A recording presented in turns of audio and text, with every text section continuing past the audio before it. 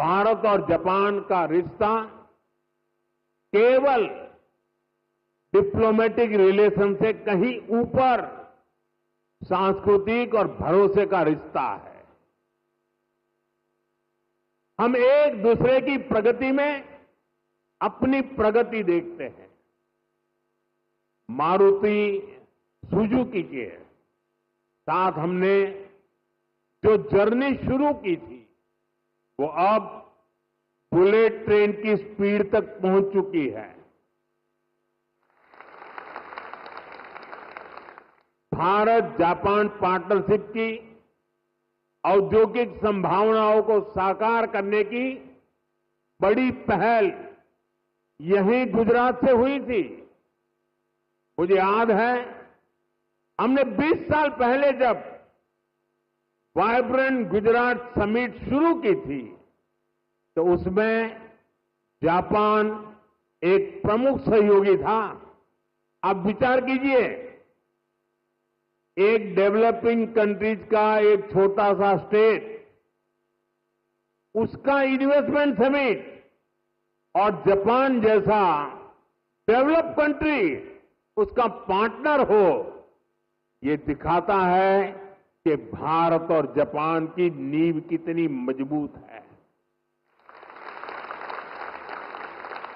और मैं आज जब ये वाइब्रेंट गुजरात की यात्रा की याद कर रहा हूं तब मेरे मित्र यहां बैठे हैं, वो पहले भारत में एम्बेसडर हुआ करते थे 2003 में। आज वो भी यहां मौजूद है। अब वो रिटायर्ड हो गए हैं, लेकिन उनका भारत प्रेम, गुजरात प्रेम वैसा का वैसा है। मैं उनका भी स्वागत करता हूं।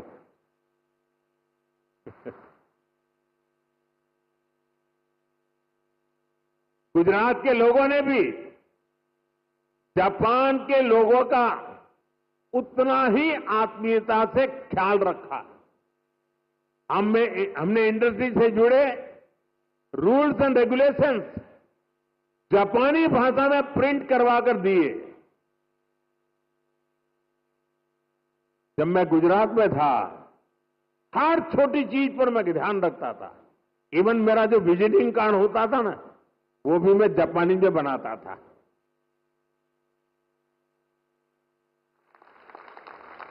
जो वीडियोज बनाते थे हम प्रमोशनल, वो वीडियो को भी जापानी भाषा में डबिंग करवाता था।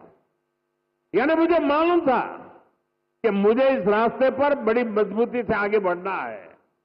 और मैं सभी राज्यों को कहता हूं, आसमान खुला है भैया, आप भी मेहनत करो, आओ मैदान में, बहुत फायदा होगा।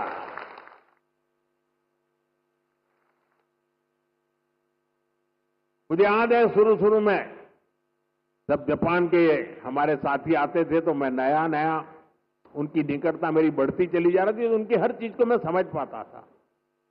मैंने देखा है कि जापानी लोगों का एक नेचर है कि उनको अपना जो कल्चरल इकोसिस्टम है वो उनकी पहली प्राथमिकता होता है। उसमें जापानी फूड चाहिए। ये जैसे गुजरात के लोग हैं ना, उनका भी ऐसा ही है। वे गुजरात में कहीं शनि सैटरडे संडे को कहीं न कहीं रेस्टोरेंट में खाने की आदी है, तो वहां जाएंगे तो मैक्सिकन फूड मांगेंगे, इटालियन फूड मांगेंगे। लेकिन गुजरात के बाहर कहीं जाएंगे तो गुजराती फूड खोजते रहते हैं। मैंने देखा जापान के लोगों का भी ये स्वभाव है, और इसलिए मैंने यहां जापानी क्विजीन की व्यवस्था कराई। मैंने उसकी एक होटल चेन को बुलाया। मुझे पता है, बाद में मुझे बताया गया कि भाई जापान के लोग हैं, गोल्फ के बिना तो नहीं चल सकता। मैंने उसको भी प्राथमिकता दी और अपने जापानी साथियों को ध्यान में रखते हुए हमने, जो गुजरात में गोल्फ का नामो निशान नहीं था, 7-8 नए गोल्फ कोर्स डेवलप किए।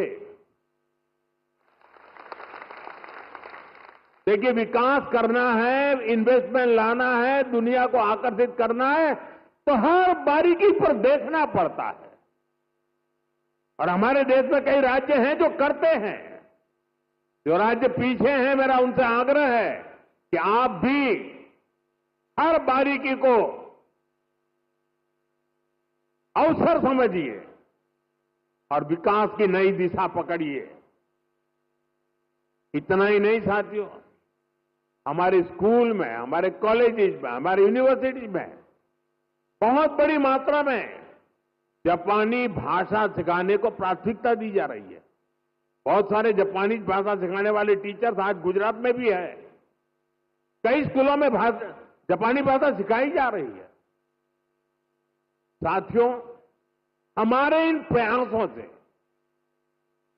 भारत जापान के बीच पीपल टू पीपल कनेक्ट बहुत बढ़ रहा है। स्किल और ह्यूमन रिसोर्स से जुड़ी एक दूसरे की जरूरतों को भी हम पूरा कर पा रहे हैं। मैं चाहूंगा मारुति सुजुकी जैसी कंपनियां भी इस तरह के प्रयासों का हिस्सा बने और यूथ एक्सचेंज जैसे प्रयासों को बढ़ाएं